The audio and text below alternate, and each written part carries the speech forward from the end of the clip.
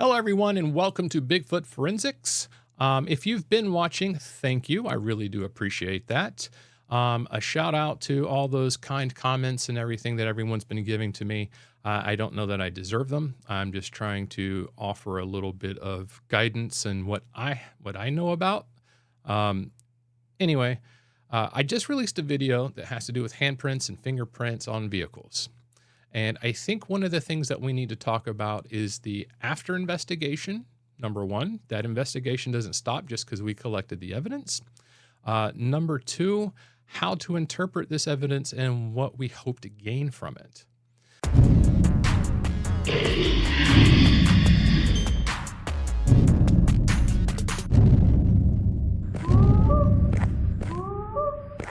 So I think one of the biggest issues that we're having right now is looking at some of these hands that are left on the windows and them being distorted. And there's a lot of movement, so they appear to be larger than what they are.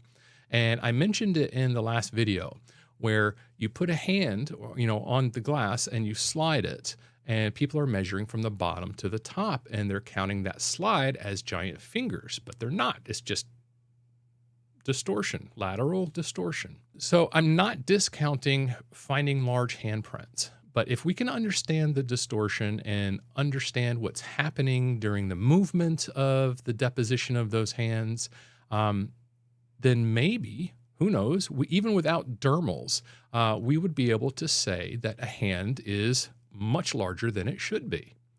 But we can't jump to conclusions. We have to be able to understand the movement and what's happening within those impressions. And that's why it's so important that we document them properly.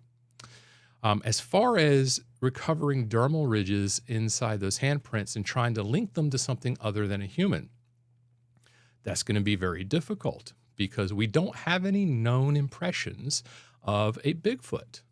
And when I say known, I mean exemplars.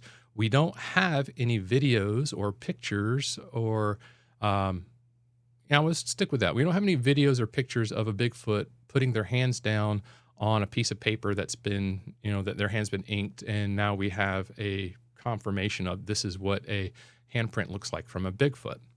So one of the issues that we're having is we're finding great impressions that are the size of humans, and we're automatically attributing them to juvenile Sasquatch or juvenile Bigfoots.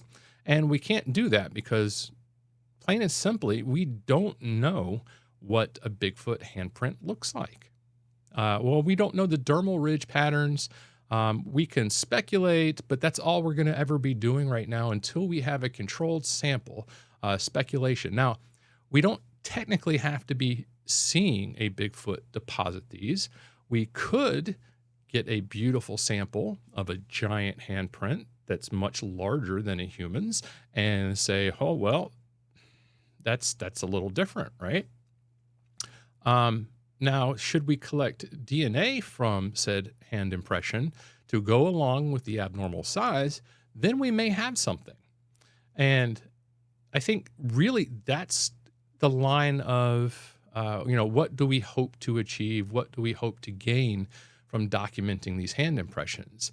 And really, it's going to be subtle bits of information along the way, unless it's just something outright spectacular. But then it's going to have to be documented properly in order for anyone to take us seriously, which is why I made that video. One of the other things we have to consider is furthering the investigation after we've collected these hand or fingerprints. We can't just collect them and say, this came from an unknown primate.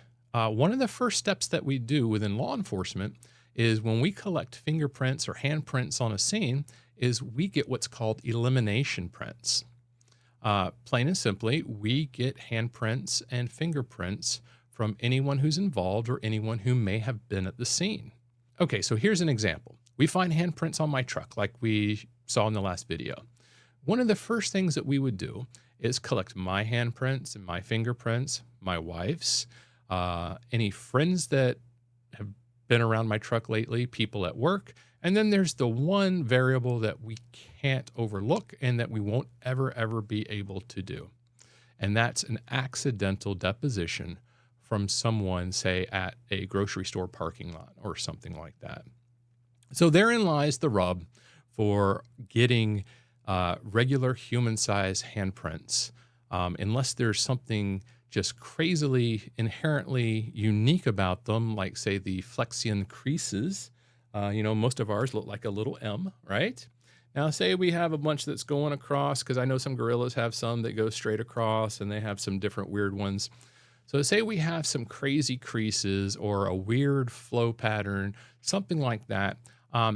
That's going to be something worth looking at as well. And hopefully we will have swab DNA from those impressions, because those would be very, very unique. So that's where we need to begin. We need to start by getting elimination prints, because I think one of the biggest things right now is we have a lot of hoaxers. We have a lot of people misidentifying information, or just plain out misinterpreting that information. And they're not actually trying to get one over on us. They just don't understand the evidence of what they're looking at. One way around that, and to keep everyone off your back, is to take elimination prints. Now, the problem with that is, and this is what everyone's going to say, is you're going to need an outside independent witness who saw these elimination prints being taken. Anyway, there's always going to be a way to try to challenge that evidence. And it's incumbent upon us as the researcher to try to mitigate those arguments. So when someone says that came from your wife, or that came from, a family member or your child, I'm talking about the friction ridge evidence on vehicles and such, what you can offer is, I have a third-party independent witness who witnessed these elimination prints taken from my family members and friends, and then I had a competent latent fingerprint examiner do the comparisons, and I can prove 100% that no matter what, even if they're human size, they didn't come from me, and they didn't come from my family, or they didn't come from my friends. And I think that's one step that we're going to have to do.